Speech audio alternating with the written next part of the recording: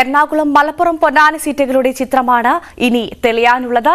ഒരു polit bureau അംഗവും 4 കേന്ദ്ര കമ്മിറ്റി അംഗങ്ങളും, ഒരു മന്ത്രിയും, 3 എംഎൽഎമാരും, 3 ജില്ലാ സെക്രട്ടറിമാരും അടങ്ങുന്ന പ്രബലമായ സ്ഥാനാർത്ഥി പട്ടികയാണ് സിപിഎം തയ്യാറാക്കുന്നത്. സിപിഎം സ്ഥാനാർത്ഥി ചിത്രം കൂടുതൽ വ്യക്തമായി. പോളിറ്റ് ബ്യൂറോ അംഗവും മുൻ സംസ്ഥാന സെക്രട്ടറിയുമായ എ വിജയരാഘവൻ പാലക്കാട് ജനവിധി തേടും. ജീവൻ മരണ പോരാട്ടത്തിൽ 4 കേന്ദ്ര കമ്മിറ്റി അംഗങ്ങളെയാണ് സിപിഎം മത്സരരംഗത്തിറക്കുന്നത്. ഇതിൽ ആലത്തൂരിൽ മത്സരിക്കുന്ന കെ രാധാകൃഷ്ണൻ മന്ത്രിയുമാണ്. കേന്ദ്ര കമ്മിറ്റി അംഗങ്ങളായ കെ ശൈലജ വടകരയിലും ടി.എം. തോമസ് ഐസക് പത്തനംതിട്ടയിലും ഇളമരം കരീം കോഴിക്കോടും മത്സരിക്കും. ശൈലജ മട്ടന്നൂർ എംഎൽഎയാണ്. തിരുവനന്തപുരം ജില്ലാ സെക്രട്ടറിയും വർക്കല എംഎൽഎയുമായ വി ജോയ് ആറ്റിങ്ങൽ കോട്ട തിരിച്ചുപിടിക്കാനിറങ്ങും. കാസർഗോഡ് ജില്ലാ സെക്രട്ടറി എം.വി. ബാലകൃഷ്ണൻ കാസർഗോഡ് മണ്ഡലത്തിലും, കണ്ണൂർ ജില്ലാ സെക്രട്ടറി എം.വി. ജയരാജൻ കണ്ണൂരിലും പോരിന് തയ്യാറായി കഴിഞ്ഞു. കൊല്ലത്ത് എൻ.കെ. പ്രേമചന്ദ്രനെ നേരിടാൻ ചലച്ചിത്ര താരം കൂടിയായ M. Mukesh എംഎൽഎയാണ് CPM കരുതിവയ്ക്കുന്നത്.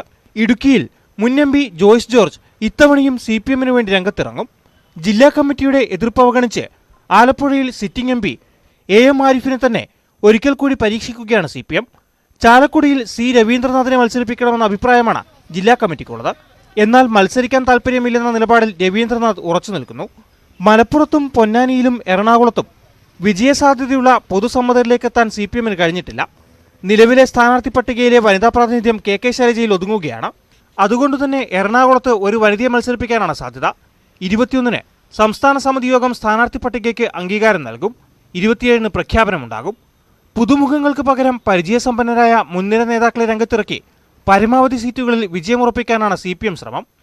V Arun, news 18, Thiruvananthapuram. KPCC അധ്യക്ഷൻ കെ. സുധാകരനും പ്രതിപക്ഷ